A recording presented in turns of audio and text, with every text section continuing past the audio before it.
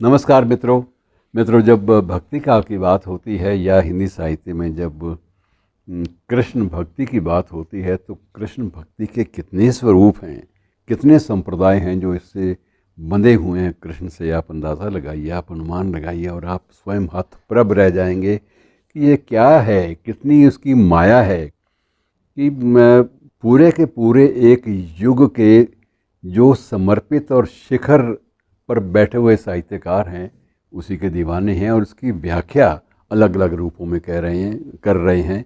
और मुझे इसी संदर्भ में वो कणुप्रिया की याद भी आती है कि जब वो कणु अर्थात राधा कहती है कि मंत्र पड़े बाण से कि मंत्र पड़े बाण से तुम तो छूट गए कणु, कि मंत्र पड़े बाण से तुम तो छूट गए कणु, रह गई मैं केवल कांपती प्रत्यंचासी। तो अपने आप में यही स्थिति है कि जब भी किसी ने कृष्ण भक्ति को अपने जीवन में धारण किया, वे लोग हतप्रभ रह गए कि हमारे जीवन में कितने बदलाव आए हैं। और मित्रों, ये अपने आप में सबसे बड़ी बात है कि ऐसी भक्ति की धारा जो अपने आप में दार्शनिक हो गई, जो अलग अलग दार्शनिक रूपों से, दार्शनिक परिस्थितियों में और दार्शनिक तत्वों के आधार पर कृष्ण का विवेचन किया जाना, ये अपने आप में एक बहुत बड़ी घटना है। और ये घटना भक्ति काल में हुई और आजकल इस घटना का जिक्र करना बहुत ज़रूरी है।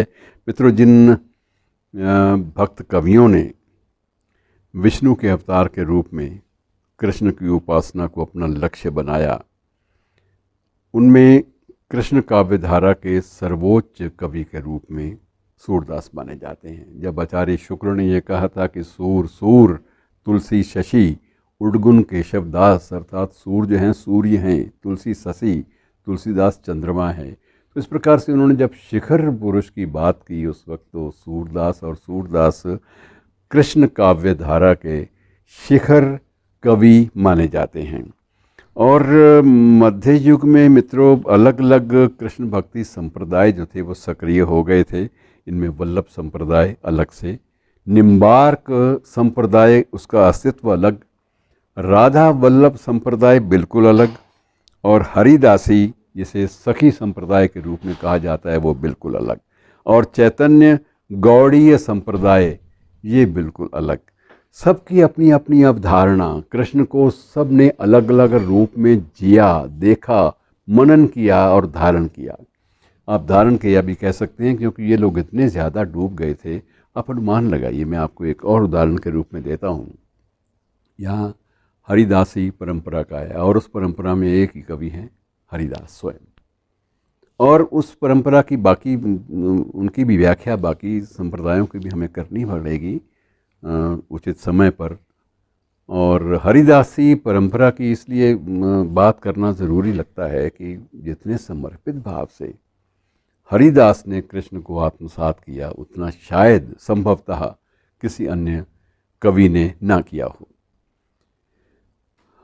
ब्रजभूमि में केंद्र बिंदु है वृंदावन। वृंदावन में जिसे मुख्य आराध्य के रूप में पूजा जाता है, वो जो स्वरूप है वो बिल्कुल बांके बिहारी का स्वरूप है, जिसे ये माना जाता है कि ये इस वृंदावन का सबसे प्रमुख इष्ट है। इष्ट के रूप में उसकी पूजा होती है। लेकिन अब वृंदावन में बांके बिहारी का होना, बांके बिहारी की मूर्ति जो है अपने आप में एक पूरा कथानक, एक ऐसा रोचक कथानक उसके पीछे है जिसको आप देखेंगे तो आपके सामने कृष्ण भक्ति की अलग अलग शाखाएं खुलनी शुरू हो जाती हैं। कहा यह जाता है, हर मान्यता, ये स्वीकार्य मान्यता भी यही है, जितने भी कृष्ण भक्ति के व्याख्याकार हैं उन्होंने इस बात को सराहा है कि ये चीज़ें स्वीकार होनी चाहिए कि इनके पीछे बहुत सारे संदेश छिपे हैं। तो ये कहा जाता है कि जो बांके बिहारी की मूर्ति थी वो स्वामी हरिदास ने रागों के माध्यम से यमुना की लहरों से निकाली थी, राग गाकर। राग में कितनी बड़ी शक्ति है भक्ति से जुड़ने की, ये बात आप देखिए। अद्भुत उदाहरण है कि वो मूर्ति किसी मानव द्वारा निर्मित नहीं है और ना ही वो कहीं से अवतरित हुई, बल्कि वो यमुना की लहरों से निकली और उसे निकालने का श्रेय स्वामी हरिदास को दिया जाता है। अब संकट जो है कृष्ण के बारे में यहाँ शुरू हो जाते हैं उसी सखी संप्रदाय के कि मूर्तियाँ दो रूपों में थी, साथ साथ सटी हुई, राधा और कृष्ण, मंदिर में स्थापित कर दी गई।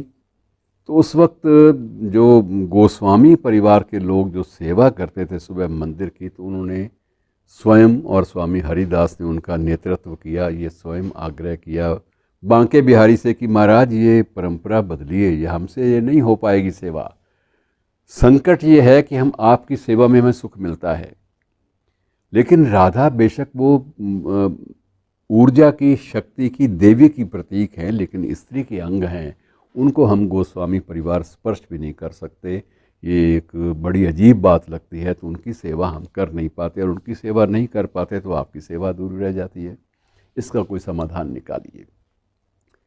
तो कहा यही जाता है कि बांके बिहारी ने इस बात का समाधान ये निकाला कि राधा की मूर्ति को अपने आप में विलीन कर लिया, और एक मूर्ति के रूप में वो बांके बिहारी के रूप में सामने आ गए। अब उस दिन के बाद बांके बिहारी की जय जयकार होनी शुरू हो गई, उसी में राधा समाहित हो गई।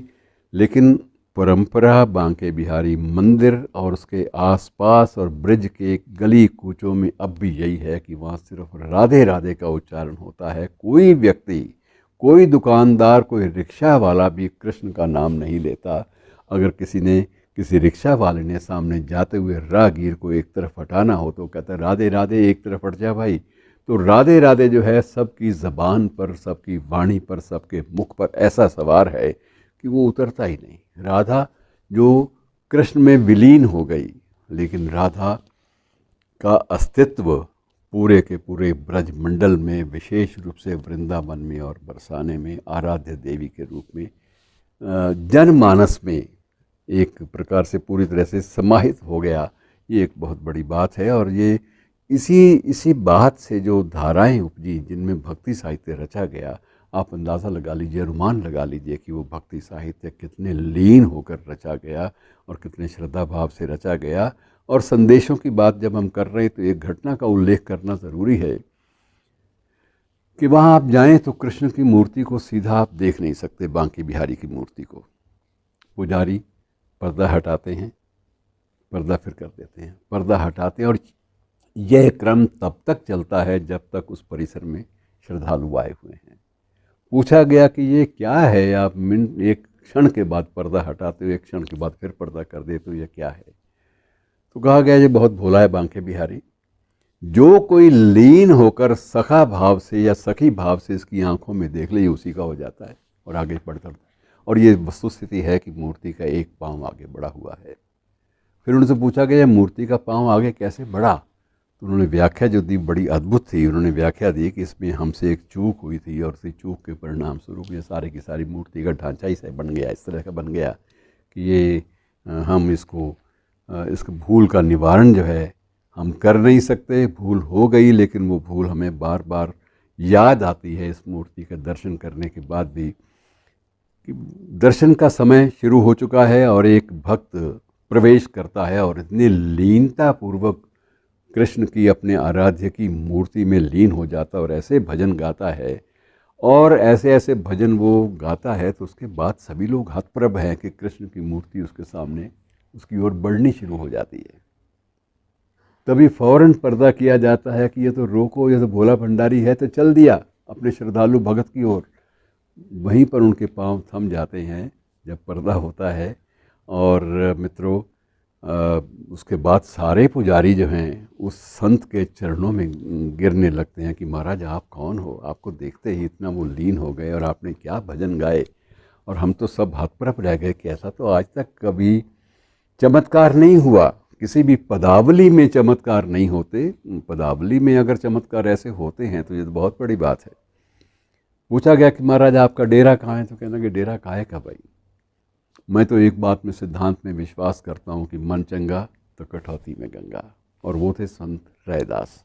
जब उन्होंने परिचय दिया, ये बताया कि मेरा कर्म क्या है, तो पुजारी तो आग बबूला, क्योंकि उनमें से बहुत सारे पुजारी ऐसे थे जो रूढ़ियों से ग्रस्त थे, जातिवाद की भावना से ग्रस्त थे। उन्होंने कोड़े निकाले और संत को पीटना शुरू कर दिया, और संत को पीट पीट कर उन्होंने बाहर फेंक दिया, मंदिर के परिसर से बाहर। सुबह जब मूर्ति को स्नान कराने लगे तो उस समय मूर्ति पर धारियाँ पड़ी हुई मूर्ति की पीठ पर, तो उन्होंने कहा बांके बिहारी ये क्या हुआ, कल तक तो नहीं थी, कल हमने स्नान कराया था। उन बांके बिहारी का एक उत्तर था कि सारी रात पीटते रहे हो कोड़ों से तो निशान नहीं पड़ेंगे क्या। तब उनको अपनी भूल का एहसास हुआ कि हमने बांके बिहारी के एक अनन्य भक्त को इस तरह से पीटा और उसकी सारी की सारी पीड़ा हमारे बांके बिहारी ने सहन की। और उसके बाद उनकी प्रतिष्ठा रैदास की, संत रैदास की पूरे ब्रजमंडल में इतनी फैली कि मीरा जैसी समर्पित साहित्यकार, समर्पित कृष्ण भक्त को भी स्वामी रैदास से, संत रैदास से आकर दीक्षा लेनी पड़ी और गुरु धारण करना पड़ा।